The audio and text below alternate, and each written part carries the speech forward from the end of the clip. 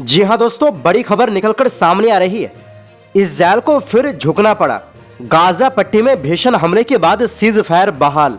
उधर इस्राएल के कट्टरपंथी मंत्री ने नेतन्याहू सरकार गिराने की दी धमकी। और साथ में एक बड़ी खबर मैकडॉनल्ड्स कंपनी को लेकर। क्या कंपनी ने शुरू किया मुसलमानों के लिए हलाल प्रोडक्ट? सोशल मीडिया में चर्चा, क्या है सच? और इसी बीच मोदी सरकार पर राहुल गांधी का विवादित बयान से मचा बवाल। और साथ में आपको बताएंगे यूक्रेन जाने को तैयार फ्रांस के 2000 फौज। रूस का दावा, बढ़ सकता है तनाव। तो बिना समय गवाए बात करते हैं खबरों की। दोस्तों, हमास संचालित सिविल डिफेंस एजेंसी और अस्पतालों ने कहा है कि मंगलवार रात गाजा में इजरायली हमलों में तकरीबन 104 फिलिस्तीनी मारे गए। मरने वालों में 46 बच्चे और 20 महिलाएं हैं।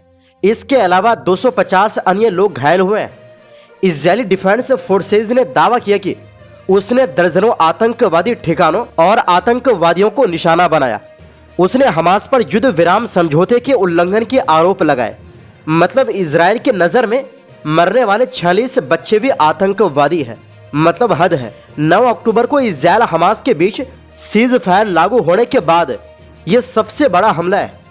हालांकि बाद में इजरायली सेना ने कहा कि गाजा में युद्ध विराम फिर से बहाल हो गया है। पहले इजराइल ने दावा किया था कि हमास ने सीज फायर का उल्लंघन कर गाजा में तैनात उसके सैनिकों पर हमला किया।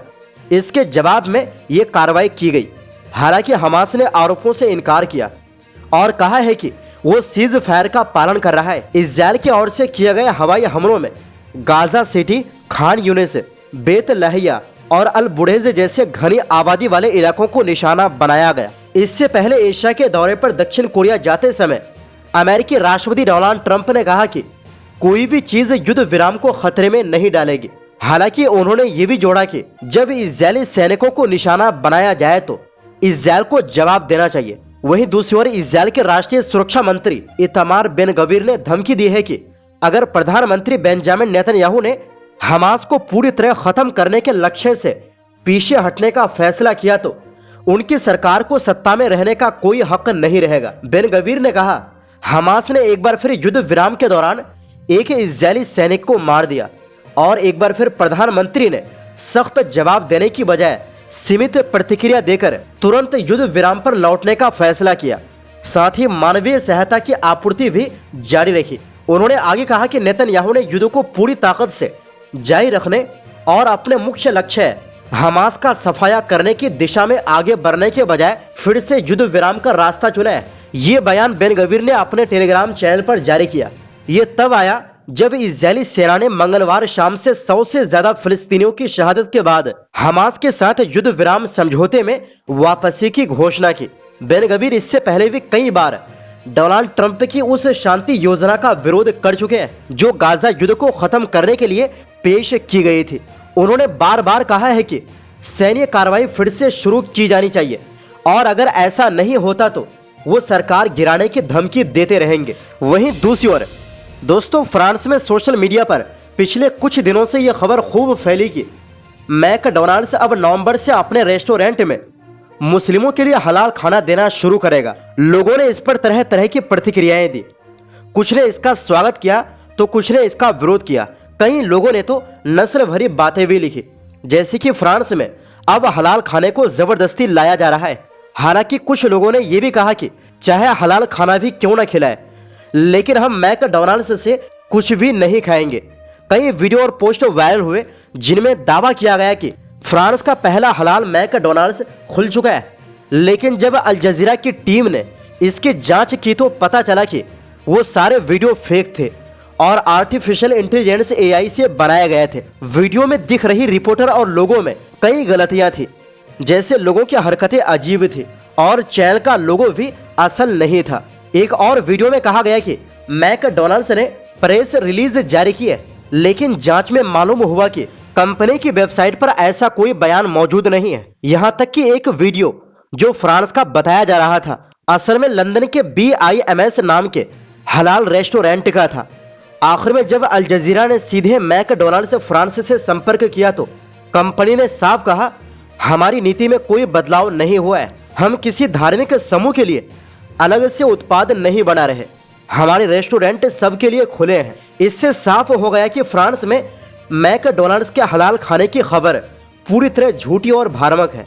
वहीं दूसरी ओर दोस्तों, लोकसभा में नेता प्रतिपक्ष राहुल गांधी ने ट्रंप को लेकर पीएम नरेंद्र मोदी पर एक बार फिर निशाना साधा है।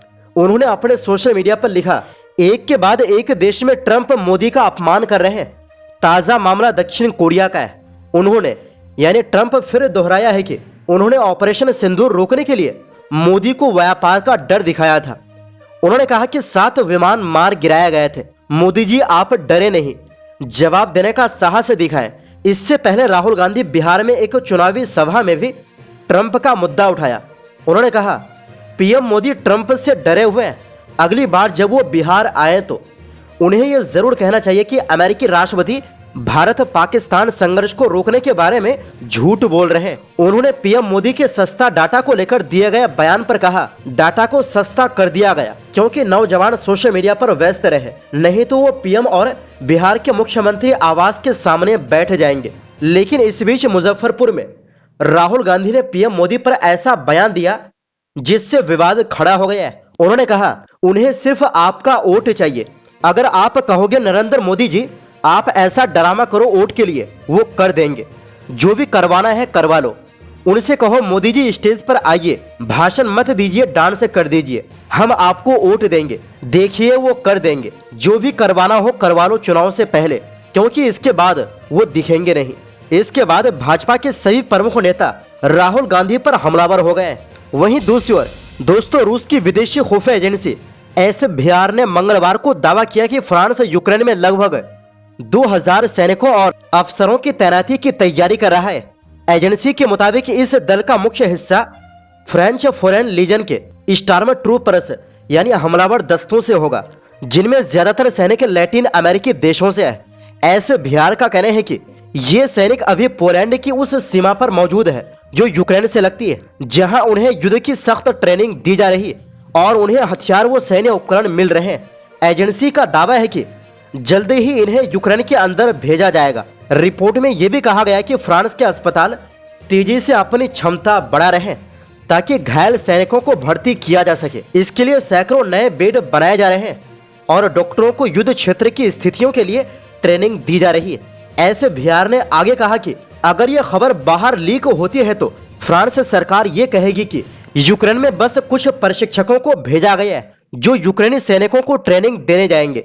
एजेंसी ने फ्रांसीसी राष्ट्रपति एमुनुएल मैक्रोन पर तंज कसते हुए कहा, मैक्रोन नेपोलियन की तरह शौर्य की माला पहनने का सपना देख रहे हैं, लेकिन इतिहास का ज्ञान बहुत कमजोर है। उन्होंने ना तो नेपोलियन के रूस में हार का अध्याय पढ़ा और ना ही स्वीडन के राजा चार्ल्स 12वें की वो कहानी जो रूस पर हमले में हार गया था। एसबीआर ने अंत में रूसी इतिहासकार वासिली वल्यूचिवस्की का हवाला देते हुए कहा, इतिहास कोई सबक नहीं सिखाता, वो सिर्फ अज्ञानता की सजा देता है। तो दोस्तों, फिलहाल के लिए इस रिपोर्ट में बस इतना ही। फिर मिलते हैं एक नई रिपोर्ट्स के साथ।